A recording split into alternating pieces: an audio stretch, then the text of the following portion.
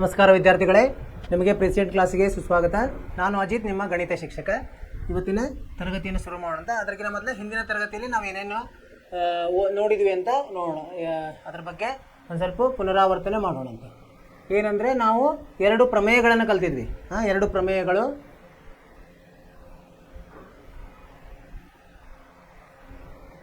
ಅದು ಮತ್ತು ಚಟುವಟಿಕೆಗಳನ್ನು ಮಾಡಿದ್ವಿ.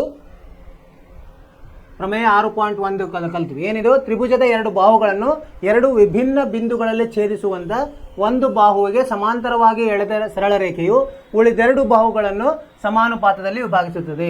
ಅಂದರೆ ಏನಪ್ಪ, ಇಲ್ಲೊಂದು ತ್ರಿಭುಜ ಇದೆ. ಇಲ್ಲೇನಾಗಿದೆ? ಡಿ ಮತ್ತು ಇ, ಇವು ಎರಡು ಬಿಂದುಗಳು ಡಿ ಮತ್ತು ಇ ಅನ್ನು ಸೇರಿಸಿದ್ರಂದ್ರೆ ಅದೇನಾದರೂ ಬಿ ಸಿಗೆ ಸಮಾಂತರವಾಗಿದ್ದರಂದರೆ ಅವಾಗ ಏನು ಹೇಳ್ಬೋದು ನಾವು? ಎರಡೂ ಬಾಹುಗಳು, ಅನುರೂಪ ಬಾಹುಗಳು ಏನಿರ್ತವೆ? ಸಮಾನುಪಾತದಲ್ಲಿ ಭಾಗಿಸುತ್ತದೆ. ಅಂದರೆ ಎ ಡಿ ಭಾಗಲಬ್ಧ ಡಿ ಬಿ ಸಮ ಎ ಇ ಭಾಗಲಬ್ಧ ಇ ಸಿ. ಇದು ಪ್ರಮೇಯ 6.1. ಇದನ್ನು ಹೇಗೆ ನಾವು ಸಾಧಿಸೋದಂತ ಅದರ ಬಗ್ಗೆನೂ ಚರ್ಚಿಸಿದ್ವಿ. ನೀವು ಇದನ್ನೇನು ಮಾಡಬೇಕು? ಇದನ್ನೇ ಪುನರಾವರ್ತನೆ ಮಾಡಬೇಕು, ಜಾಸ್ತಿ ಸದ ಮಾಡಬೇಕು. ಅಂದರೆ ನಿಮಗೆ ಇದು ತಲೆಯಲ್ಲಿ ಉಳಿತದೆ. ಇದು ಪರೀಕ್ಷೆಗೆ ಬರ್ತದೆ. 4 ಅಂಕದ ಪ್ರಶ್ನೆ ಇರ್ತದೆ. ಇದು ವರ್ಷನೂ ಬರ್ತಾ ಇದೆ. ಅದರ ಮೇಲೆ ಕೆಲವೊಂದು ಚಟುವಟಿಕೆಗಳನ್ನು ಮಾಡಿದ್ವಿ. ಆಮೇಲೆ ಇನ್ನೊಂದು ಪ್ರಮೇಯ ಯಾವುದದು? ಪ್ರಮೇಯ 6.2. ಏನಂತಿದೆ 6.2ರಲ್ಲಿ? ತ್ರಿಭುಜದ ಯಾವುದೇ ಎರಡು ಬಾಹುಗಳನ್ನು ಸಮಾನುಪಾತದಲ್ಲಿ ವಿಭಾಗಿಸುವ ರೇಖೆಯು ಅದರ ಮೂರನೇ ಬಾಹುವಿಗೆ ಸಮಾಂತರವಾಗಿರುತ್ತದೆ. ಅಂದರೆ ಇದು ವಿಲೋಮ. 6.1 ವಿಲೋಮ. ಅಂದರೆ ಈಗ ನೋಡಿ, ಇಲ್ಲಿ ಒಂದು ತ್ರಿಭುಜ ಇದೆ. ಇದು ಡಿ ಇ ಒಂದು ಗೆರೆಯನ್ನು ನಾವು ಇದನ್ನು ರಚಿಸಿದರೆ ಅದೇನಾದರೂ ಎ ಡಿ ಭಾಗಲಬ್ಧ ಡಿ ಬಿ ಇದ್ದು ಎ ಡಿ ಭಾಗಲಬ್ಧ ಡಿ ಬಿ ಸಮ ಎ ಇ ಭಾಗಲಬ್ಧ ಇ ಸಿ ಇತ್ತು ಅಂದರೆ ಅವಾಗ ಏನಿರ್ತದೆ? ಇದು ಡಿ ಬಿ ಸಿಗೆ ಸಮಾಂತರವಾಗಿರ್ತದೆ ಅಂತ. ವಿಲೋಮ ಪ್ರಮೇಯ. ಇದನ್ನು ಸದ ನಾವು ಚರ್ಚಿಸಿದ್ವಿ. ಮತ್ತು ಅದನ್ನು ಹೇಗೆ ಸಾಧಿಸಬೇಕು ಎಂಬುದನ್ನು ಸದ ನಾವು ಅದನ್ನು ಕಲ್ತೀವಿ. ಅದನ್ನು ನೀವು ಪುನರಾವರ್ತನೆ ಮಾಡಬೇಕು. ಇವು ಎರಡು ಪ್ರಮೇಯಗಳು ತುಂಬ ಮುಖ್ಯ. ಆಮೇಲೆ ಕೆಲವೊಂದು ಉದಾಹರಣೆಗಳನ್ನು ಸಹ ನೋಡಿದ್ವಿ. ಇವತ್ತೇನು ಮಾಡೋದು ನಾವು? ಇದಕ್ಕೆ ಸಂಬಂಧಿಸಿದಂಥ ಅಭ್ಯಾಸವನ್ನು ಶುರು ಮಾಡೋಣ. ಅಭ್ಯಾಸ 6.2. ಅಭ್ಯಾಸ 6.2 ಏನಿದೆ? ಒಂದನೇ ಪ್ರಶ್ನೆ ಓದೋಣ. ಚಿತ್ರ 6.17ರ ಇದು ಚಿತ್ರ 1 ಮತ್ತು 2ರಲ್ಲಿ ಡಿ ಇ ಸಮಾಂತರ ಬಿ ಸಿ ಆದರೆ 1ರಲ್ಲಿ ಇ ಸಿ ಮತ್ತು 2ರಲ್ಲಿ ಎ ಡಿ ಕಂಡು ಹಿಡಿಯಿರಿ ಅಂತ ಹೇಳಿದ್ದಾರೆ. ಕಂಡುಹಿಡಿಯೋಣ ಅಂತ. ಇಲ್ಲಿ ನೋಡಿ, ಒಂದನೇದನ್ನು ತಗೊಂಡಂತೆ ಮೊದಲು ಒಂದನೇ ಪ್ರಶ್ನೆ ಹೇಗಿದೆ? ಈ ಚಿತ್ರವನ್ನು ಬಿಡಿಸಿದ ಇದನ್ನು ಉಪಯೋಗಿಸಿ ಚಿತ್ರವನ್ನು ಬಿಡಿಸೋಣ.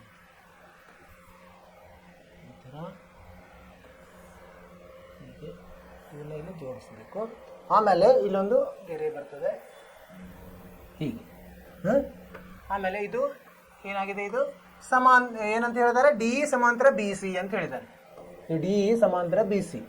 ಇಲ್ಲಿ ಹೆಸರನ್ನು ಕೊಡೋಣ ಅಂತ, ಎ ಬಿ ಸಿ. ಮತ್ತೆ ಇಲ್ಲಿ ಅಳತೆಗಳನ್ನು ಕೊಟ್ಟಿದ್ದಾರೆ ಅವರು. ಏನೇನು ಕೊಟ್ಟಿದ್ದಾರೆ ಅವರು? ಎ ಡಿ ಎಷ್ಟಿದೆ? ಎ ಡಿ ಸಮ 1.5 ಸೆಂಟಿಮೀಟರ್ ಅಂತ ಕೊಟ್ಟಿದ್ದಾರೆ. ಆಮೇಲೆ ಎ ಇ ಕೊಟ್ಟಿದ್ದಾರೆ. ಎ ಇ ಎಷ್ಟು? 1 ಸೆಂಟಿಮೀಟರ್. ಆಮೇಲೆ ಡಿ ಬಿ ಸಮ 3 ಸೆಂಟಿಮೀಟರ್ ಕೊಟ್ಟಿದ್ದಾರೆ ಅಲ್ವಾ? ಏನು ಕೇಳಿದ್ದಾರೆ ಅವರು? ಇ ಸಿಯನ್ನು ಕಂಡುಹಿಡಿಯಿರಿ ಅಂತ ಹೇಳಿದ್ದಾರೆ. ಇ ಸಿಯನ್ನು ಕಂಡುಹಿಡಿಯಿರಿ.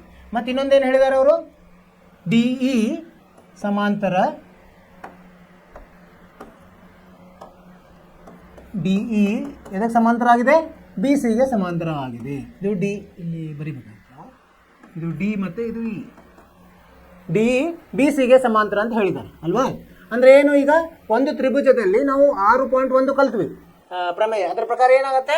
ಒಂದು ಗೆರೆಯು ಸಮಾಂತರವಾಗಿ ಎರಡು ಬಾಹುಗಳನ್ನು ಛೇದಿಸಿದರೆ ಅದು ಮೂರನೇ ಭಾಗ ಸಮಾಂತರ. ಅಂದರೆ ಇದು ಸಮಾಂತರ ಇದೆ ಅಂದರೆ ಅದು ಏನಿದೆ?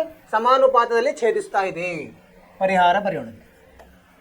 ಪರಿಹಾರ ಇದು ಕೊಟ್ಟಿರೋದ್ರಿಂದ ಏನಾಗುತ್ತೆ? ಎ ಡಿ ಭಾಗಲಬ್ಧ ಡಿ ಬಿ ಸಮ ಎ ಇ ಭಾಗಲಬ್ಧ ಇ ಸಿ ಆಗ್ತದೆ. ಹೌದಿಲ್ಲ? ಅದು ಅನುರೂಪ ಬಾಹುಗಳು ಸಮಾನುಪಾತದಲ್ಲಿ ಇರ್ತದೆ. ಏನೇನು ಕೊಟ್ಟಿದ್ದಾರೆ ಅಲ್ಲಿ ಬರ್ಕೊಂಬಂದು. ಎ ಡಿ ಇದ್ದಲ್ಲಿ ಎಷ್ಟಿದೆ? 1.5 ಇದೆ. ಭಾಗಲಬ್ಧ ಡಿ ಬಿ ಎಷ್ಟಿದೆ? 3 ಇದೆ. ಸಮ ಎ ಇ ಎಷ್ಟಿದೆ? 1 ಇದೆ. ಭಾಗಲಬ್ಧ ಇ ಸಿ ಕಂಡುಹಿಡಿಬೇಕು ನಾವು. ಈಗೇನು ಮಾಡೋಣ? ಇ ಸಿ ಇಲ್ಲಿ ತೊಗೊಂಡೋಗೋಣಂತೆ. ಇದನ್ನು ಬಲಗಡೆಯಿಂದ ಎಡಗಡೆ ತೊಗೊಂಡೋದ್ರೆ ಇ ಸಿ ಇಲ್ಲಿ ಗುಣಲಬ್ಧ ಆಗ್ತದೆ. ಇದು 3 ಈ ಕಡೆ ಬಂದರೆ 3 ಮೇಲೆ 1 ಭಾಗಲಬ್ಧ 5 ಆಗುತ್ತೆ. 1 2 ಅಂದರೆ ಇ ಸಿ ಇದು ಎಷ್ಟಾಗುತ್ತೆ? 2 ಸೆಂಟಿಮೀಟರ್ ಆಗುತ್ತೆ. ಇ ಸಿ ಎಷ್ಟಾಯಿತು? 2 ಸೆಂಟಿಮೀಟರ್. ಇದನ್ನು ಹೆಂಗೆ ಕಂಡು ಹಿಡಿದೀವಿ ನಾವು? ಪ್ರಮೇಯ 1ರ ಉಪಯೋಗದಿಂದ. ಪ್ರಮೇಯ 1 ಏನಪ್ಪ? ಯಾವುದೇ ಒಂದು ಸಮಾಂತರ ರೇಖೆಯು ಎರಡು ಬಾಹುಗಳನ್ನು ಛೇದಿಸುತ್ತಿದ್ದರೆ ಆ ಬಾಹುಗಳನ್ನು ಹೆಂಗೆ ಛೇದಿಸ್ತದೆ? ಸಮಾನುಪಾತದಲ್ಲಿ ಛೇದಿಸುತ್ತದೆ. ಅದನ್ನು ಉಪಯೋಗಿಸಿ ನಾವು ಇದನ್ನು ಕಂಡುಹಿಡಿದ್ವಿ. ಅರ್ಥವಾಯ್ತಲ್ಲ? ಏನೇನು ಕೊಟ್ಟಿದ್ದಾರೆ ಬರ್ಕೊಂಡು, ಆಮೇಲೆ ಇದನ್ನ ಸಂಬಂಧವನ್ನು ಬರ್ಕೊಂಡ್ವಿ, ಅನುಪಾತದ ಸಂಬಂಧ ಅದನ್ನು ಬರ್ಕೊಂಡು ಅದರಲ್ಲಿ ಬೆಲೆಗಳನ್ನು ಆದೇಶಿಸಿ ನಾವು ಯಾವುದು ಗೊತ್ತಿಲ್ಲ ಅದನ್ನು ಕಂಡುಹಿಡಿದ್ವಿ. ನಿಮಗೆ ಅರ್ಥವಾಯ್ತು ಅಂತ ತಿಳ್ಕೊಂಡಿದ್ದೀರಿ. ಮುಂದೆ ಹೋಗೋಣಂತೆ. ಎರಡನೇ ಪ್ರಶ್ನೆ ಏನಿದೆ? ಎರಡನೇ ಪ್ರಶ್ನೆ ಈ ಚಿತ್ರ ಇದೆ. ಈ ಚಿತ್ರವನ್ನು ಬರ್ಕೊಂಬಿಡಂತ. ಇಲ್ಲಿ ಹೇಗಿದೆ ಅದು?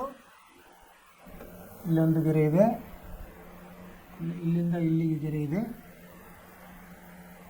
ಆಮೇಲೆ ಇಲ್ಲಿಂದ ಈ ಥರ ಇದೆ.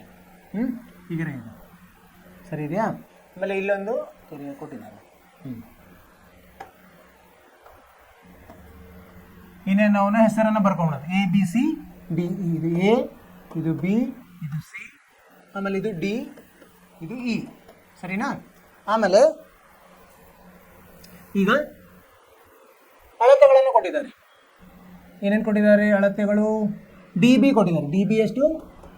ಡಿ ಬಿ ಸಮ 7.2 ಸೆಂಟಿಮೀಟರ್ ಅಂತ ಕೊಟ್ಟಿದ್ದಾರೆ, ಡಿ ಬಿ. ಆಮೇಲೆ ಏನು ಕೊಟ್ಟಿದ್ದಾರೆ? ಎ ಇ ಕೊಟ್ಟಿದ್ದಾರೆ. ಎ ಇ ಎಷ್ಟು? 1.8 ಸೆಂಟಿಮೀಟರ್. ನಂತರ ಇ ಸಿ ಕೊಟ್ಟಿದ್ದಾರೆ. ಇ ಸಿ ಸಮ 5.4 ಸೆಂಟಿಮೀಟರ್. ಏನು ಕೇಳಿದ್ದಾರೆ? ಏನು ಕಂಡುಹಿಡಲಿಕ್ಕೆ ಕೇಳಿದ್ದಾರೆ ಅವರು? ಎ ಡಿ ಕಂಡುಹಿಡಲಿಕ್ಕೆ ಕೇಳಿದ್ದಾರೆ. A D. ಈಗ ಪರಿಹಾರ ಬರೆಯೋಣ. ಪರಿಹಾರ ಏನಪ್ಪ? ಈಗ ನೋಡ್ರಿ, ಮತ್ತೊಂದು ಕೊಟ್ಟಿದ್ದಾರೆ ಡಿ ಸಮಾಂತರ ಬಿ ಸಿ. ಎರಡೂದರಲ್ಲಿ ಡಿ ಸಮಾಂತರ ಬಿ ಸಿ, ಇದು ಸಮಾಂತರ ಇದೆ. ಡಿ ಇ ಸಮಾಂತರ ಬಿ ಸಿ ಅಂತ ಹೇಳಿದ್ದಾರೆ. ಸೊ ಈಗ ಒಂದು ರೇಖೆಯು ಸಮಾಂತರ ಇದ್ದರೆ ಏನಂತ ಹೇಳಬೇಕು ನಾವು? ಅದು ಛೇದಿಸುವ ಅನುರೂಪ ಬಾಹುಗಳು ಸಮಾನುಪಾತದಲ್ಲಿ ಇರ್ತದೆ. ಅದು ನಾವು ಕಲ್ತಿದ್ದೀವಿ. ಅಂದರೆ ಎ ಡಿ ಭಾಗಲಬ್ಧ ಡಿ ಬಿ ಸಮ ಎ ಭಾಗಲಬ್ಧ ಇ ಸಿ. ಸರಿನಾ? ಈಗ ಎ ಡಿ ಇದ್ದಲ್ಲಿ ಏನು ಎ ಡಿ ಕೊಟ್ಟಿದ್ದಾರೆ? ಕೊಟ್ಟಿಲ್ಲ, ಅದನ್ನು ಹಾಗೆ ಇಟ್ಟೋಣ, ಗೊತ್ತಿಲ್ಲ. ಡಿ ಬಿ ಎಷ್ಟಿದೆ? 7.2 ಸಮ ಎ ಇ ಎಷ್ಟಿದೆ? 1.8 ಭಾಗಲಬ್ಧ ಇ ಸಿ ಎಷ್ಟಿದೆ? 5.4. ಈಗ ಎ ಡಿ ಅಲ್ಲೇ ಇಟ್ಟು ನಾ ಇಲ್ಲಿ ಬರೀತೀನಿ ಈ ಸೈಡು. ಎ ಡಿ ಸಮ ಏನಾಗುತ್ತೆ? 7.2 ಗುಂಡ್ಲೆ 1.8 ಭಾಗಲಬ್ಧ 5.4. ಈಗ ಎಲ್ಲನೂ 10ರಿಂದ ಗುಣಿಸೋಣ. ಮೇಲೆ 10, ಇದು 10 ಗುಣಿಸಿದ್ರೆ ಏನಾಗುತ್ತೆ? 72 ಭಾಗಲಬ್ಧ 10 ಸರಳ ಮಾಡ್ಕೊಳ್ಳಿಕ್ಕೆ ಇದು 18 ಭಾಗಲಬ್ಧ 54 ಆಗುತ್ತೆ. ಇಲ್ಲಿ ಏನಾಗುತ್ತೆ? ನಾವು ಇದೆಯಲ್ಲ, ಅದನ್ನು ಎರಡು ಕಡೆ ದಶಮಾನ ಇರೋದ್ರಿಂದ, ದಶಾಂಶ ಇರೋದ್ರಿಂದ ಸರಿಸಿದರೆ ಅಲ್ಲೇನೋ ಗುಣಿಸೋ ಕಾರಣ. ಇಲ್ಲಿ ಮಾತ್ರ ಇಲ್ಲ, ಅದಕ್ಕೆ 10ರಿಂದ ಭಾಗಿಸೋದು. 72 ಭಾಗಲಬ್ಧ 10. ಈಗ ನಾವು ಕಟ್ ಮಾಡಿದರೆ 18 ಒಂದಲೇ 18 ಮೂರಲೆ 3 ಒಂದಲೇ 3 24 24 ಭಾಗಲಬ್ಧ 10 ಅಂದರೆ ಎಷ್ಟಾಯಿತು? 2.4 ಸೆಂಟಿಮೀಟರ್. ಇದು ಉತ್ತರ. ಎ ಡಿಯ ಉತ್ತರ ಎಷ್ಟು? ಎ ಡಿ ಸಮ 2.4 ಸೆಂಟಿಮೀಟರ್. ಇದು ನಮ್ಮ ಉತ್ತರ, ಸರಿಯಾದ ಉತ್ತರ. ಹೆಂಗೆ ಮಾಡಿದ್ವಿ ನಾವು? ಅವರು ಏನೇನು ಕೊಟ್ಟಿದ್ದಾರೆ ಬರ್ಕೊಳ್ಳೋದು, ದತ್ತವನ್ನು ಬರ್ಕೊಂಡು ಏನು ಕೊಟ್ಟಿಲ್ಲ ಅದನ್ನು ಕಂಡುಹಿಡಿಬೇಕು. ಇಲ್ಲಿ ಒಂದು ಏನು ಉಪಯೋಗಿಸ್ಬೇಕಂದ್ರೆ, ಎರಡು ರೇಖೆಗಳು ಸಮಾಂತರ ಇದೆ ಅಂತ ಕೊಟ್ಟಿದ್ದಾರೆ, ಅದನ್ನು ಉಪಯೋಗಿಸಿ ನಾವು ಅನುಪಾತದ ಸಂಬಂಧವನ್ನು ಬರ್ಕೊಂಡು 3 ಬೆಲೆಗಳನ್ನು ಅದರಲ್ಲಿ ಆದೇಶಿಸಿ ಒಂದು ಬೆಲೆ ಗೊತ್ತಿಲ್ಲ, ಆ ಬೆಲೆಯನ್ನು ಕಂಡುಹಿಡಿದ್ವಿ. ಸರಿಯಾಗಿ ನಾವು ಸರಳವಾಗಿ ಸರಳೀಕರಿಸಿದರೆ ನಮಗೆ ಸರಿಯಾದ ಉತ್ತರ ಬರ್ತದೆ. ಇದು ಉತ್ತರ. ಎ ಡಿ ಸಮ 2.4 ಸೆಂಟಿಮೀಟರ್. ನಿಮ್ಗೆ ಅರ್ಥವಾಯಿತು ಅಂತ ತಿಳ್ಕೊಂಡೇನೆ ವಿದ್ಯಾರ್ಥಿಗಳು. ಮುಂದೆ ಹೋಗೋಣಂತ. ಎಷ್ಟನೇದು? ಎರಡನೆಯ ಮುಖ್ಯ ಪ್ರಶ್ನೆ ಏನಿದೆ ನೋಡೋಣ. ಎರಡನೆಯ ಮುಖ್ಯ ಪ್ರಶ್ನೆ. ಇ ಮತ್ತು ಎಫ್ ಬಿಂದುಗಳು ಕ್ರಮವಾಗಿ ಪಿ ಕ್ಯೂ ಆರ್ನ ಪಿ ಕ್ಯೂ ಮತ್ತು ಪಿ ಆರ್ಗಳ ಮೇಲಿನ ಬಿಂದುಗಳು. ಕೆಳಗಿನ ಪ್ರತಿ ಸಂದರ್ಭಗಳಲ್ಲಿ ಇ ಎಫ್ ಸಮಾಂತರ ಕ್ಯೂ ಆರ್ ಆಗಿದೆಯೇ ಪರೀಕ್ಷಿಸಿರಿ. ಈಗೇನು ಮಾಡೋಣಂತ? ಒಂದು ತ್ರಿಭುಜವನ್ನು ರಚಿಸೋಣಂತಿಲ್ಲಿ, ಅಂದರೆ ನಮಗೆ ಅರ್ಥ ಆಗ್ತದೆ ಏನು ಪ್ರಶ್ನೆ ಕೇಳಿದ್ದಾರೆ ಅಂತ.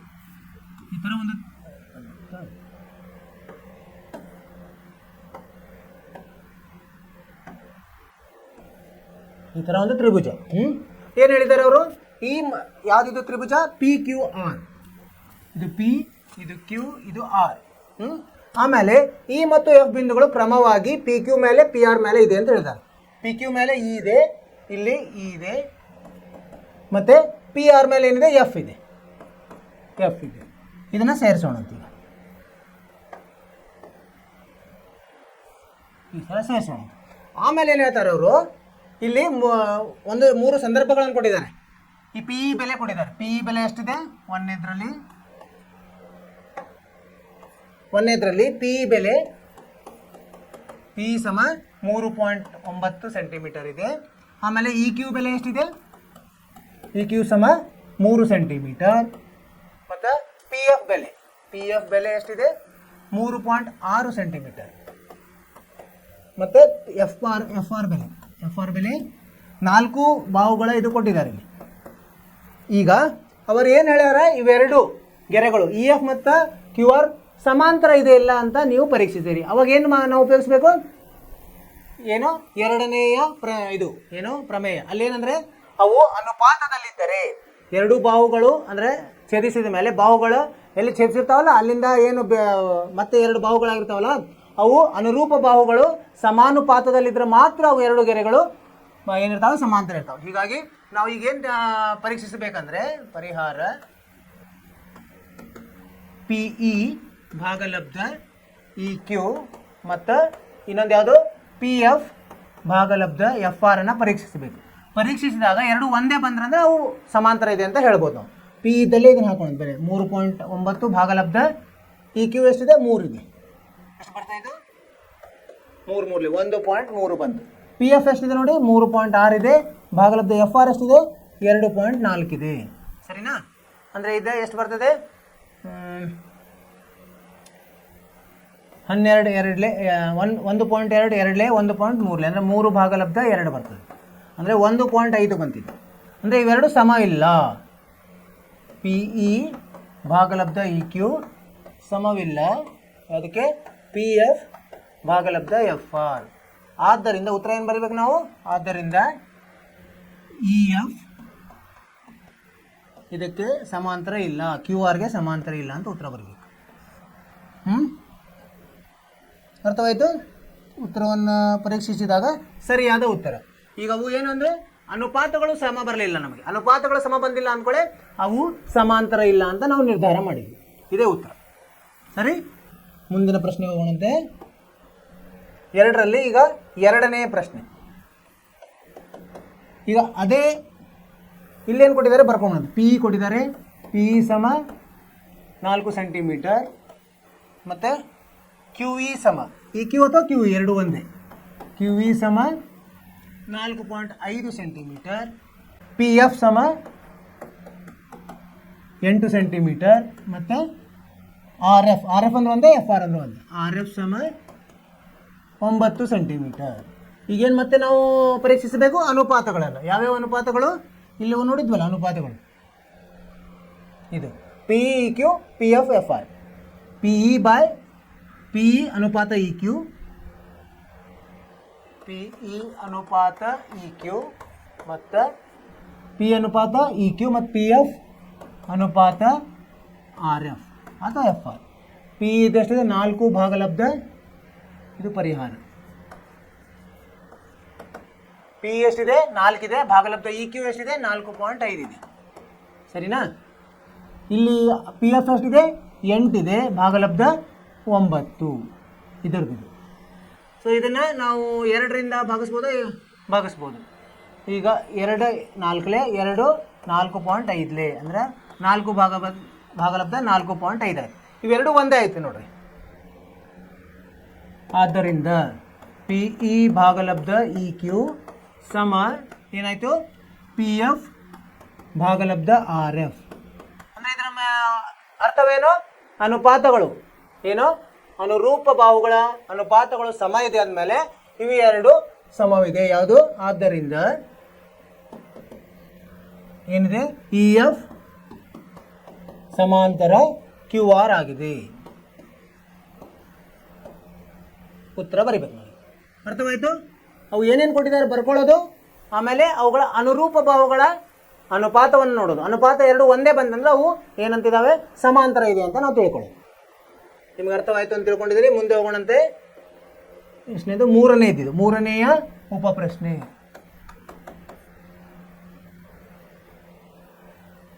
ಇಲ್ಲೇನು ಕೊಟ್ಟಿದ್ದಾರೆ? ಪಿ ಕ್ಯೂ ಕೊಟ್ಟಿದ್ದಾರೆ. ಪಿ ಕ್ಯೂ ಸಮ 1.28 ಸೆಂಟಿಮೀಟರ್. ಪಿ ಆರ್ ಸಮ 2.56 ಸೆಂಟಿಮೀಟರ್. ಮತ್ತು ಪಿ ಇ ಸಮ 0.18 ಸೆಂಟಿಮೀಟರ್. ಆಮೇಲೆ ಪಿ ಎಫ್ ಸಮ 0.36 ಸೆಂಟಿಮೀಟರ್. ಇಲ್ಲೇನ ಇನ್ನೊಮ್ಮೆ ಚಿತ್ರ ತೆಗೋಣಂತೆ ಅದರದ್ದು, ಅಂದರೆ ನಮಗೆ ಸರಳ ಆಗ್ತದೆ.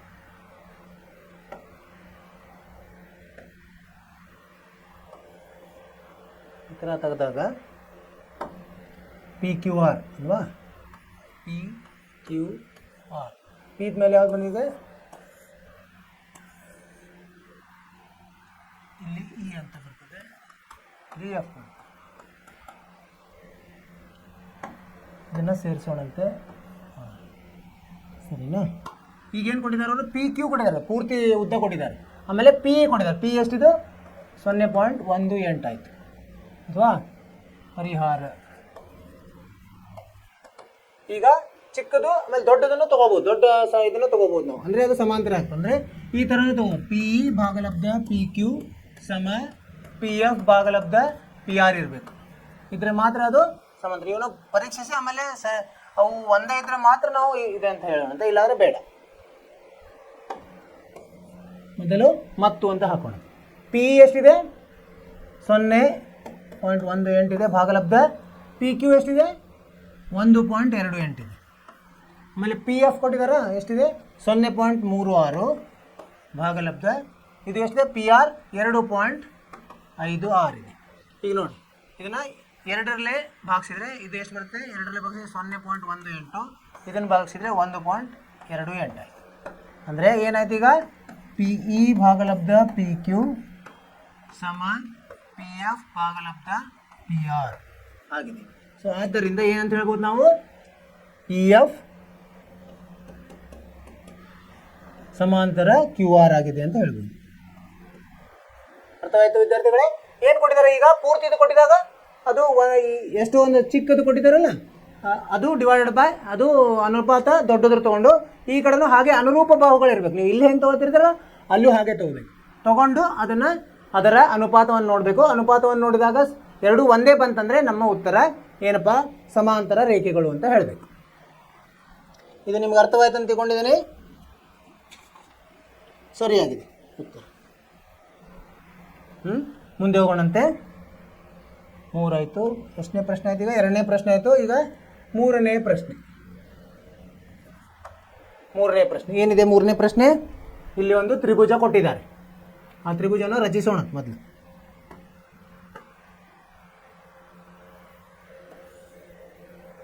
ಈ ಥರ. ಆಮೇಲೆ ಇಲ್ಲಿ ಒಂದು ಬಿಂದು ಸೇರಿಸಿ, ಇದು ಇಲ್ಲಿ ಸೇರಿಸಬೇಕು. ಆಮೇಲೆ ಇಲ್ಲಿಗೆ ತಗೊಂಡು ಇದು ಇಲ್ಲಿಗೆ ಸರಿ. ಆಮೇಲೆ ಇಲ್ಲಿಂದ ಇದು ಸಮಾಂತರ, ಇಲ್ಲಿಂದ ಸಮಾಂತರ. ಈ ಥರ ತ್ರಿಭುಜ ಇದೆ ನಮ್ಮದು ಅಲ್ವಾ. ತ್ರಿಭುಜ ಮತ್ತು ಒಳಗಡೆ ಗೆರೆಗಳಿವೆ. ಸೊ ಈಗ ಹೆಸರು ಕೊಡೋಣಂತೆ. ಎ ಇದು ಬಿ, ಇದು ಸಿ, ಇದು ಡಿ, ಇದು ಎಮ್, ಎಲ್, ಎನ್. ಈ ಥರ ಇದೆ. ಸರಿನಾ? ಏನು ಕೊಟ್ಟಿದ್ದಾರೆ ಅವರು, ಚಿತ್ರ 6.18ರಲ್ಲಿ ಎಲ್ ಎಮ್ ಸಮಾಂತರ ಸಿ ಬಿ, ಎಲ್ ಎಮ್ ಸಮಾಂತರ ಸಿ ಬಿ ಇದೆ. ಎಲ್ ಎಮ್ ಸಮಾಂತರ ಸಿ ಬಿ ಇದೆ, ಇದು ಇದೆ. ಆಮೇಲೆ ಇನ್ನೊಂದೇನು ಕೊಟ್ಟಿದ್ದಾರೆ, ಈ ಎಲ್ ಎನ್ ಸಮಾಂತರ ಸಿ ಡಿ ಇದೆ. ಎಲ್ ಎನ್ ಸಮಾಂತರ ಸಿ ಡಿ ಆಗಿದೆ. ಎಲ್ ಎನ್ ಎಲ್ಲಿದೆ, ಇಲ್ಲಿದೆ. ಎಲ್ ಎನ್ ಸಮಾಂತರ ಸಿ ಡಿ ಆಗಿದೆ. ಸೊ ಅವಾಗ ಏನನ್ನು ಸಾಧಿಸ್ಲಿಕ್ಕೆ ಹೇಳಿದ್ದಾರೆ, ಇದು ದತ್ತ. ಸಾಧಿಸ್ಲಿಕ್ಕೆ ಏನು ಹೇಳಿದ್ದಾರೆ, ಎ ಎಮ್ ಭಾಗಲಬ್ಧ ಎ ಬಿ ಸಮ ಎ ಎನ್ ಭಾಗಲಬ್ಧ ಎ ಡಿ ಅಂತ ಸಾಧಿಸ್ರಿ.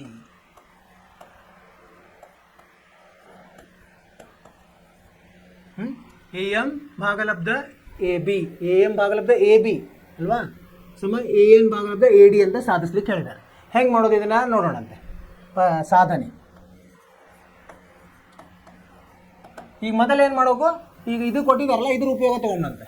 ಎಲ್ ಎಮ್ ಸಮಾಂತರ ಸಿ ಬಿ ಕೊಟ್ಟಿದ್ದಾರೆ, ಅಂದರೆ ದತ್ತ ಅಂತ ಬರ್ಕೋಬೇಕು.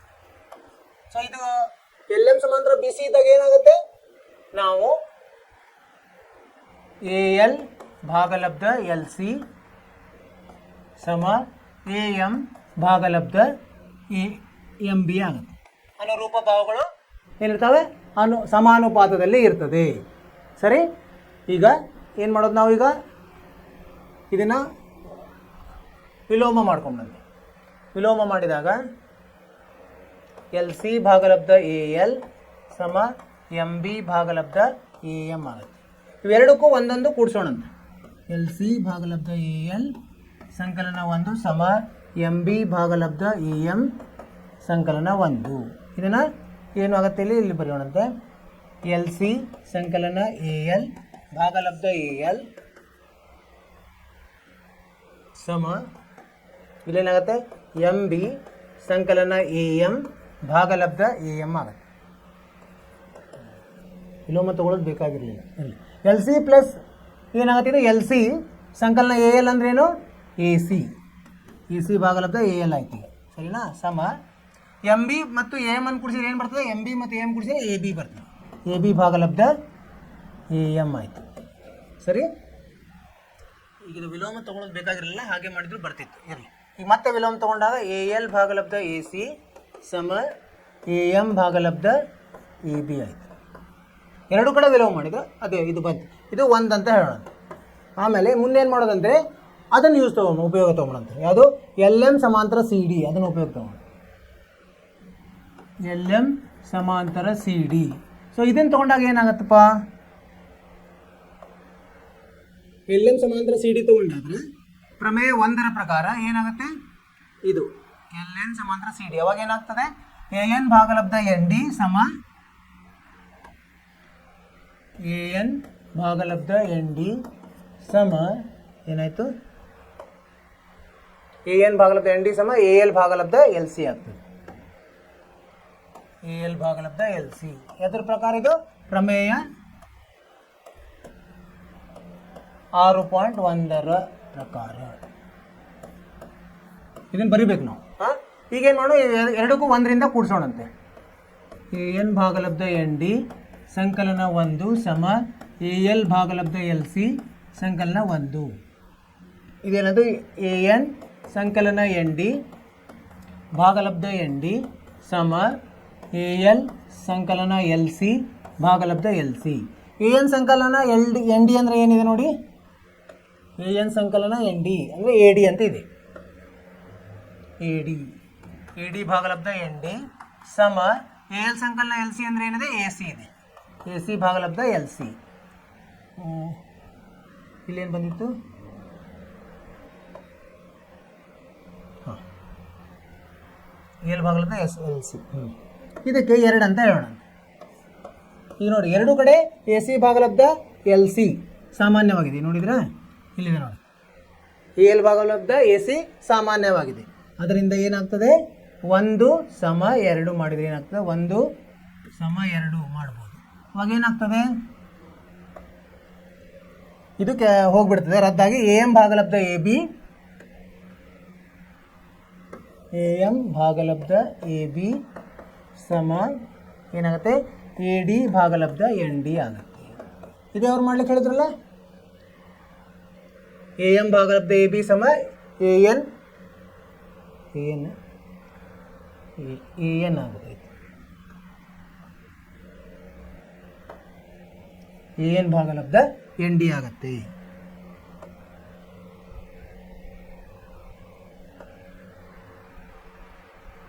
ಎ ಎನ್ ಎ ಡಿ ಅಲ್ಲ.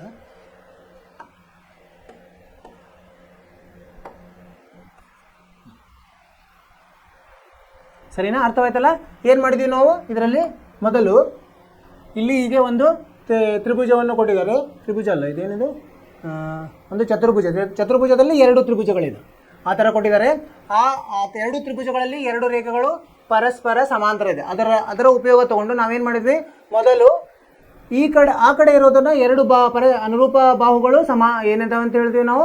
ಸಮಾನುಪಾತದಲ್ಲಿದೆ ಅಂತ ಸಾಧಿಸಿದ್ವಿ. ಆಮೇಲೆ ಮಧ್ಯದಲ್ಲಿದು ಏನಿದೆ ಅದು ಸಾಮಾನ್ಯ ಆಗ್ತದೆ. ಸೊ ಅದರಿಂದ ನಾವು ಈ ಕಡೆ ಏನು ತ್ರಿಭುಜ ಇದೆಯಲ್ಲ ಅದರಲ್ಲಿರೋ ಸಮಾಂತರ ಬಾಹುಗಳ ಸಹಾಯದಿಂದ ಇವು 2 ಅನುರೂಪ ಬಾಹುಗಳು ಏನಿದೆ ಸಮಾನುಪಾತದಲ್ಲಿದೆ ಅಂತ ಸಾಧಿಸಿ ಒಂದಕ್ಕೊಂದು ಅದನ್ನೇನು ಮಾಡಿದ್ವಿ? ಸಮ ಮಾಡಿದ್ವಿ. ಮಾಡಿದ ತಕ್ಷಣ ನಮಗೇನು ಸಿಕ್ತು? ಎ ಬಿ ಎ ಎಮ್ ಭಾಗಲಬ್ಧ ಎ ಬಿ ಸಮ ಎ ಎನ್ ಭಾಗಲಬ್ಧ ಎ ಡಿ ಅಂತ ಸಿಕ್ತು. ನೀವೇನು ಮಾಡಬೇಕು, ರೇಖಾಗಣಿತ ಅಂದರೆ ಇದು ಹೇಗಿದೆ ಅಂದರೆ ನಮ್ಮದು ಏನು ಭಾಳಷ್ಟು ನಾವು ಪುನರಾವರ್ತನೆ ಭಾಳ ಮಾಡಬೇಕು ಅಂದ್ರೇ ನಮ್ಮ ತಲೆಯಲ್ಲಿ ಕೂಡ್ತದೆ, ಇಲ್ಲಾಂದ್ರೆ ನೆನಪು ಹಾರ್ತಾ ಹೋಗ್ತದೆ. ಅದಕ್ಕೆ ಇದನ್ನು ಭಾಳ ಪ್ರಾಕ್ಟೀಸ್ ಮಾಡಬೇಕಿದೆ. ಆಮೇಲೆ ಇದು ಹೆಂಗಿದೆ, ನೀವು ಏನು ಊಹೆ ಮಾಡೋದು ಜಾಸ್ತಿ ಇದೆ. ಊಹೆ ಮಾಡ್ಕೊಳ್ಳೋದು ಇದರಲ್ಲಿ ಕಲೆ ನಾವು ಬೆಳೆಸ್ಕೋಬೇಕು.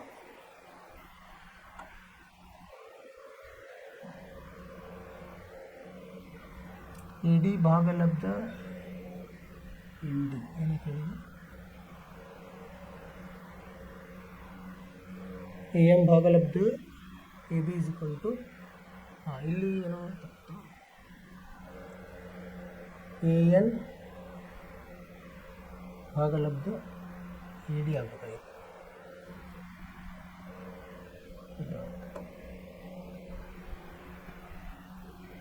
ಇಲ್ಲಿ ಎ ಎಲ್ ಭಾಗಲಬ್ಧ A C is equal to A M ಭಾಗಲಬ್ಧ ಎ ಬಿ ಆಯಿತು ಅಲ್ವಾ. ಇಲ್ಲೇನಾಯ್ತದು, ಎ ಎನ್ ಭಾಗಲಬ್ಧ ಎನ್ ಡಿ ಸಮ ಇಲ್ಲಿ ಒಂದನ್ನು ಕೂಡಿಸಿದಾಗ ಏನಾಯಿತು,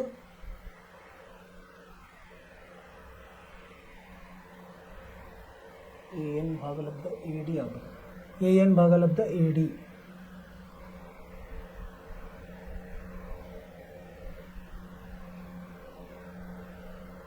ನಾವು ಇದನ್ನು ಸಹ ಉಲ್ಟಾ ತೊಗೋಬೇಕಾಗಿತ್ತು. ಇಲ್ಲಿ ಎನ್ ಇದನ್ನು ರಿವರ್ಸ್ ತೊಗೊಂಡಿದ್ರೆ ನಮಗೆ ಇದಾಗ್ತಿತ್ತು. ಇಲ್ಲಿ A N by A C ಇದೆ,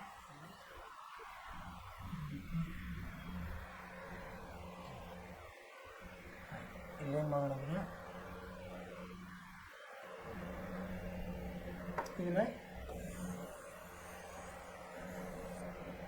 ಇದನ್ನು ವಿಲೋಮ ತೊಗೊಂಬಂತು.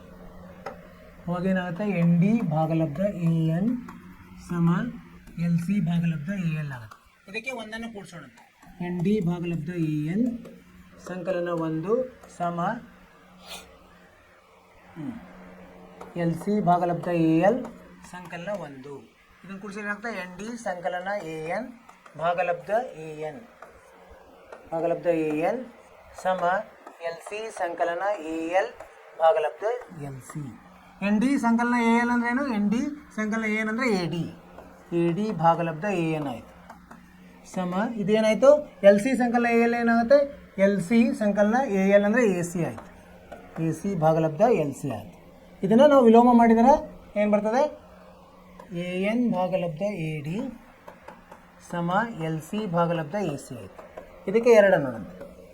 ಒಂದು ಏನು ಬಂದಿದೆ,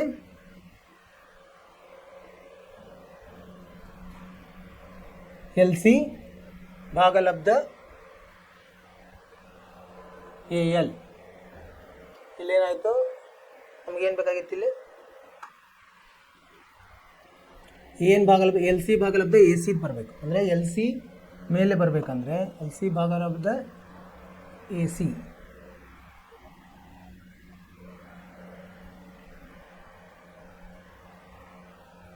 ಎಲ್ ಸಿ ಭಾಗಲಬ್ಧ ಎ ಸಿ ಎ ಎಲ್ ಇಲ್ಲ, ಇದು ನೋಡಿ ಎ ಎಲ್ ಭಾಗಲಬ್ಧ ಎಲ್ ಸಿ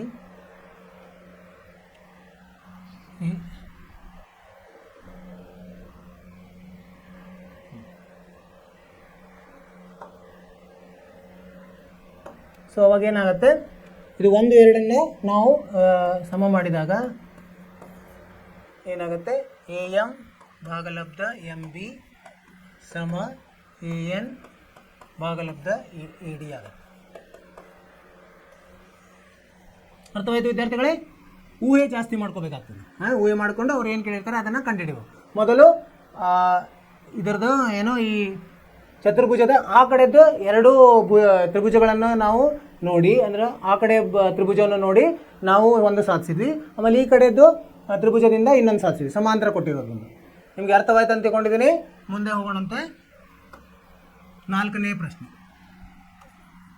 ಏನಂತ ಹೇಳ್ತಾರೆ? 4ನೇ ಪ್ರಶ್ನೆ ಚಿತ್ರ ಇದು ಇದನ್ನು ರಚಿಸೋಣ. ಮೊದಲು ಚಿತ್ರವನ್ನು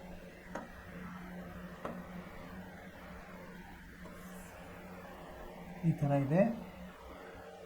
ಇಲ್ಲಿ ಎ ಸೇರಿಸಬೇಕು, ಇದು ಇಲ್ಲಿ, ಆಮೇಲೆ ಇಲ್ಲಿಂದ ಒಂದು ಎಫ್, ಇಲ್ಲಿಂದ ಒಂದು ಈ ಥರ ಇದೆ. ಇದು ಸರಿ ಈ ಥರ ಇದೆ. ಒಂದು ಕಚ್ಚಾ ಆಕೃತಿ ಇದೆ. A B C D E ಮತ್ತು ಎಫ್. ಏನು ಕೊಟ್ಟಿದ್ದಾರೆ? ಡಿ ಸಮಾಂತರ ಡಿ ಇ ಸಮಾಂತರ ಎ ಸಿ ಅಂತ ಕೊಟ್ಟಿದ್ದಾರೆ. ಡಿ ಸಮಾಂತರ ಎ ಸಿ, ಟಿ ಎಫ್ ಸಮಾಂತರ ಎ ಇ. ಆದರೆ ಏನಂತ ಸಾಧಿಸ್ಲಿಕ್ಕೆ ಹೇಳಿದ್ದಾರೆ? ಬಿ ಎಫ್ ಭಾಗಲಬ್ಧ ಎಫ್ ಇ ಸಮ ಬಿ ಇ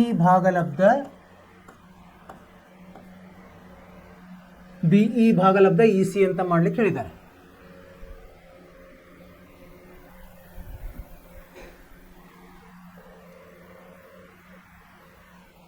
ಅಂದರೆ ಇಲ್ಲಿ ಏನಂದರೆ ಪ್ರಮೇಯಗಳ ಉಪಯೋಗ ತಗೋತಿದ್ದಾವೆ. ಪ್ರಮೇಯ 6.1 ಮತ್ತು ಪ್ರಮೇಯ 6.2 ಅದ್ರ ಉಪಯೋಗ ತಗೊಂಡು ನಾವು ಈ ಲೆಕ್ಕವನ್ನು ಬಿಡಿಸೋದು. ಬಿ ಇ ಭಾಗಲಬ್ಧ ಇ ಸಿ ಅಂತ ಸಾಧಿಸ್ರಿ ಅಂತ ಹೇಳಿದ್ದಾರೆ. ಈಗ ನೋಡಿ, ಅವ್ರು ಮೊದಲು ಏನು ಕೊಟ್ಟಿದ್ದಾರೆ? ಡಿ ಇ ಸಮಾಂತರ, ಡಿ ಇ ಎಲ್ಲಿದೆ? ಇಲ್ಲಿದೆ. ಇದು ಸ್ವಲ್ಪ ಚಿತ್ರ ಇದು ಆಯಿತು, ಸರಳ ಮಾಡೋಣ. ಇದಕ್ಕೆ ಸಮಾಂತರ ಆಗಬೇಕು ಅಂದರೆ ಈ ಥರದ್ದು.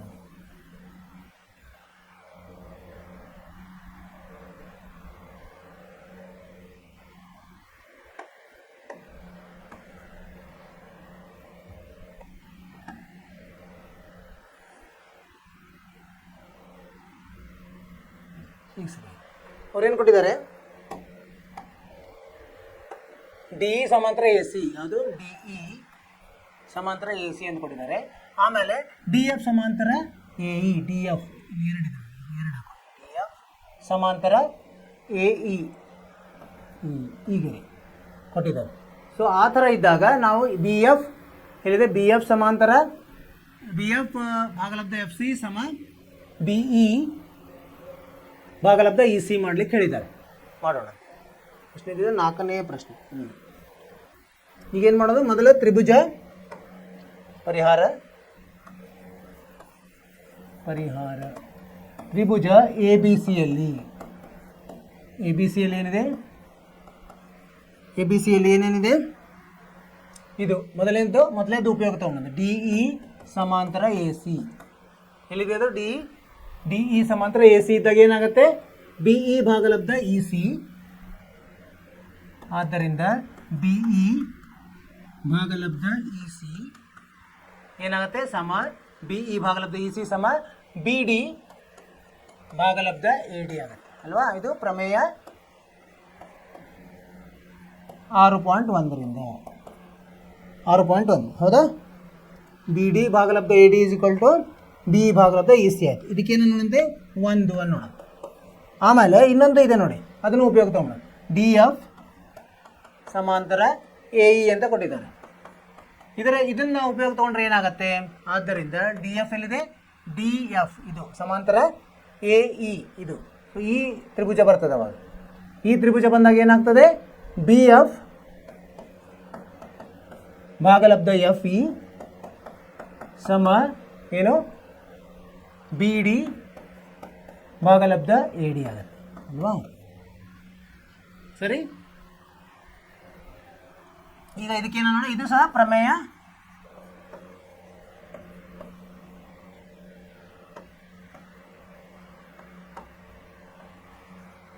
6.1. ಇದಕ್ಕೆ 2 ನೋಡೋಣ. ಈಗ ನೋಡಿ, ಇದರಲ್ಲಿ ಏನು ಸಾಮಾನ್ಯ ಇದೆ ನೋಡಿ, ಬಿ ಭಾಗಲಬ್ಧ ಎ ಡಿ ಎರಡರಲ್ಲಿ ಇದೆ, ಬಿ ಭಾಗಲಬ್ಧ ಎ ಡಿ. ಸೊ ಇವು ಎರಡನ್ನು ನಾವು ಏನು ಮಾಡ್ಬೋದು? ಸಮ ಮಾಡ್ಬೋದು. ಆದ್ದರಿಂದ 1 ಸಮ 2 ಮಾಡಿದರೆ ಏನಾಗ್ತದೆ? ಬಿ ಇ ಭಾಗಲಬ್ಧ ಇ ಸಿ ಸಮ ಬಿ ಎಫ್ ಭಾಗಲಬ್ಧ ಎಫ್ ಇ ಆಗುತ್ತೆ ಅಲ್ವಾ? ಅಂದರೆ ಈಗೇನು ಮಾಡ್ಬೋದು ನಾವು? ಇದನ್ನು ಬಿ ಎಫ್ ಅನ್ನು ಇಲ್ಲಿ ಕೆಳಗಡೆ ತೊಗೊಂಡು ಇ ಸಿಯನ್ನು ಮೇಲೆ ತೊಗೊಂಡು ಹೋಗ್ಬೋದು, ಅಥವಾ ಇ ಸಿ ಅಲ್ಲೇ ಬೇಕಾದ್ರೆ ಬಿ. ಈಗ ಅವ್ರು ಹೇಳಿದೆ ಬಂತಲ್ಲ, ಬಿ ಎಫ್ ಭಾಗಲಬ್ಧ ಎಫ್ ಸಿ ಆಗಬೇಕಾಗಿತ್ತಲ್ಲ. ಬಿ ಎಫ್ ಭಾಗಲಬ್ಧ ಎಫ್ ಸಿ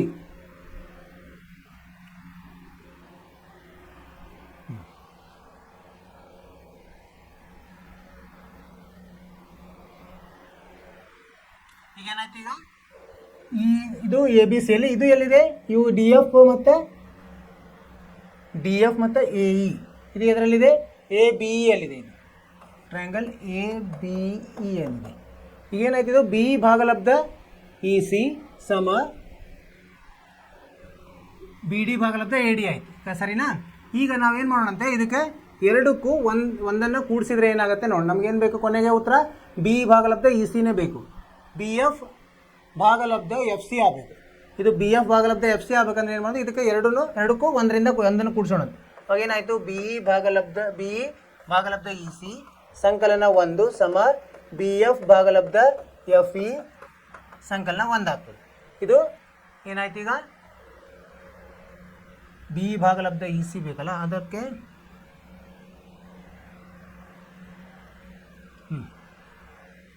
ಎಫ್ ಸಿ ಬರಬೇಕಲ್ಲ. ಬಿ ಭಾಗಲಬ್ಧ ಬಿ ಮತ್ತು ಇ ಸಿ ಅನ್ನು ಸೇರಿಸಿದ್ರೆ ಬಿ ಸಿ ಆಗುತ್ತೆ. ಬಿ ಎಫ್ ಮತ್ತು ಎಫ್ ಇ ಸೇರಿಸಿದ್ರೆ ಬಿ ಇ ಆಗ್ತದೆ. ಇದೇನಾಯ್ತು ಈಗ ಬಿ ಇ ಸಂಕಲನ ಇ ಸಿ ಭಾಗಲಬ್ಧ ಇ ಸಿ ಸಮ ಬಿ ಎಫ್ ಸಂಕಲನ ಎಫ್ ಇ ಭಾಗಲಬ್ಧ ಎಫ್ ಇ ಆಯಿತು. ಅಂದರೆ ಬಿ ಇ ಸಂಕಲನ ಇ ಸಿ ಅಂದ್ರೇನು ಬಿ ಇ ಸಂಕಲನ ಇ ಸಿ ಅಂದರೆ ಬಿ ಸಿ ಆಯ್ತು. B C by E C ಆಯಿತು. ನಮಗೆ B E by E C ಬರಬೇಕು. ಬಿ ಬೈ ಇ ಸಿ ಹಾಂ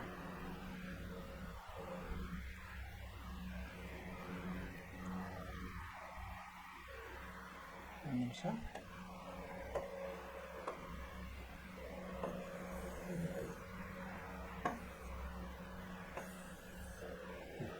ಇಲ್ಲಿ B E by E C ಬಂದಿದೆ ಸಮ B F by F C ಆಯ್ತಲ್ಲ. ಇಲ್ಲಿ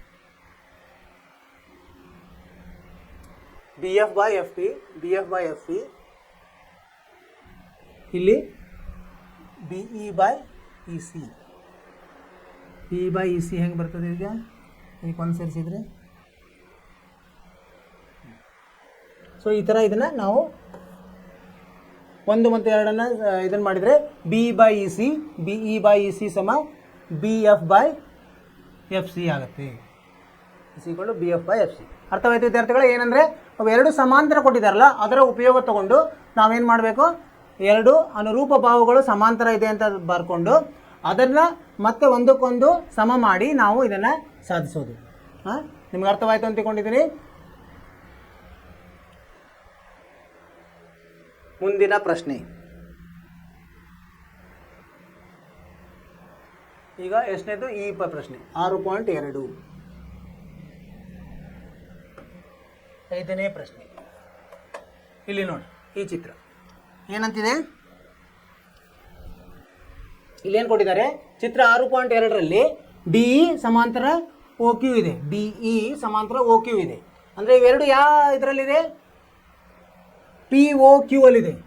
ಟ್ರಯಾಂಗಲ್ ಪಿ ಓ ಕ್ಯೂದಲ್ಲಿದೆ. ಪಿ ಓ ಕ್ಯೂದಲ್ಲಿ ಏನು ಕೊಟ್ಟಿದ್ದಾರೆ ಅವರು, ಡಿ ಇ ಸಮಾಂತರ ಓ ಕ್ಯೂ ಅಂತ ಕೊಟ್ಟಿದ್ದಾರೆ.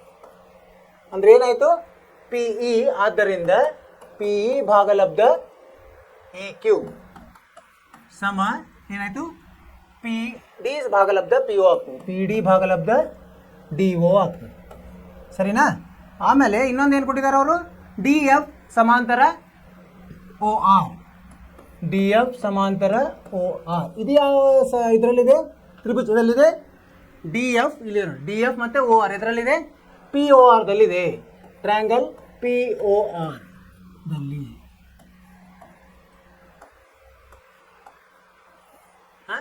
ಹಿಂಗಾದ ಅವಾಗ ಏನಾಗುತ್ತೆ, ಪ್ರಮೇಯ 1ರ ಪ್ರಕಾರ ಪಿ ಎಫ್ ಭಾಗಲಬ್ಧ ಎಫ್ ಆರ್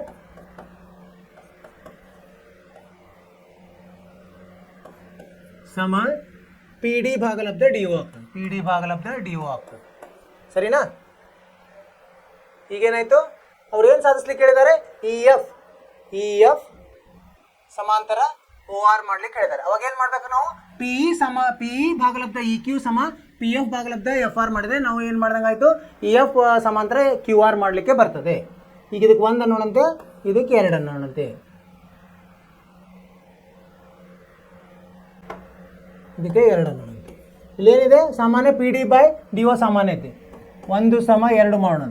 ಏನಾಗ್ತದೆ ಪಿ ಇ ಭಾಗಲಬ್ಧ ಇ ಕ್ಯೂ ಸಮ ಪಿ ಎಫ್ ಭಾಗಲಬ್ಧ ಎಫ್ ಆರ್ ಆಯಿತು. ಈಗ ಈ ಇನ್ನೊಂದು ಇದೆ ನೋಡ್ರಿ ತ್ರಿಭುಜ ಯಾವುದು ಪಿ ಕ್ಯೂ ಆರ್ ತ್ರಿಭುಜ ಪಿ ಕ್ಯೂ ಆರ್ದಲ್ಲಿ ಇದು ನಾವು ಸಾಧಿಸಿದ್ವಿ. ಇದರ ಉಪಯೋಗ ಇಲ್ಲಿ ತಗೊಂಡಂತೆ ಪಿ ಇ ಭಾಗಲಬ್ಧ ಇ ಕ್ಯೂ ಸಮ ಪಿ ಎಫ್ ಭಾಗಲಬ್ಧ ಎಫ್ ಆರ್ ಇದು ಸಾಧಿಸಿದೆ. ಇದನ್ನ 2 ಅನುರೂಪ ಭಾಗಗಳು ನೋಡಿ. ಈ ಪಿ ಇ ಭಾಗಲಬ್ಧ ಇ ಕ್ಯೂ ಆಮೇಲೆ ಪಿ ಎಫ್ ಭಾಗಲಬ್ಧ ಎಫ್ ಆರ್ 2 ಅನುರೂಪ ಭಾಗಗಳು ಅನುಪಾತಗಳು ಸಮ ಇದ್ರೆ ಏನಂತಿರ್ತೀವಿ ನಾವು ಅವಾಗ ಏನಂತ ಹೇಳ್ಬೋದು ನಾವು 2 ಅವನ್ನು ಛೇದಿಸುವ ರೇಖೆಗಳು ಸಮಾಂತರದಲ್ಲಿ ಇರ್ತದೆ. ಇ ಎಫ್ ಸಮಾಂತರ ಕ್ಯೂ ಆರ್ ಆಗಿರ್ತದೆ.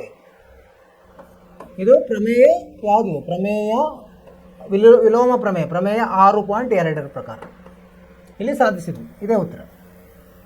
ಅರ್ಥವಾಯ್ತು ವಿದ್ಯಾರ್ಥಿಗಳೇ? ಮೊದಲು ಅವ್ರು ಏನು 2 ಕಡೆ ಕೊಟ್ಟಿದ್ದಾರಲ್ಲ ಅವನು ಒಟ್ಟು 3 ತ್ರಿಭುಜಗಳಿವೆ. 2 ತ್ರಿಭುಜಗಳ ಸಹಾಯದಿಂದ 3ನೇ ತ್ರಿಭುಜಕ್ಕೆ ಅದನ್ನು ಅನ್ವಯಿಸೋದು. 2 ತ್ರಿಭುಜಗಳು ಅಲ್ಲಿ 2 ರೇಖೆಗಳು ಸಮಾಂತರ ಇದೆ ಅಂತ ಕೊಟ್ಟಿದ್ದಾರೆ. ಅವುಗಳ ಅನುಪಾತ ತಗೊಳ್ಳೋದು. ಅವು ಅನುಪಾತಗಳನ್ನು ಒಂದಕ್ಕೊಂದು ಸಮ ಮಾಡಿ 3ನೇ ತ್ರಿಭುಜದಲ್ಲಿ ಅವನ್ನು ನಾವು ಉಪಯೋಗಿಸಿದಾಗ ಅದರಲ್ಲಿರುವ 2 ರೇಖೆಗಳು ಸಮಾಂತರ ಆಗಿದೆ ಅಂತ ನಾವು ಸಾಧಿಸಬಹುದು.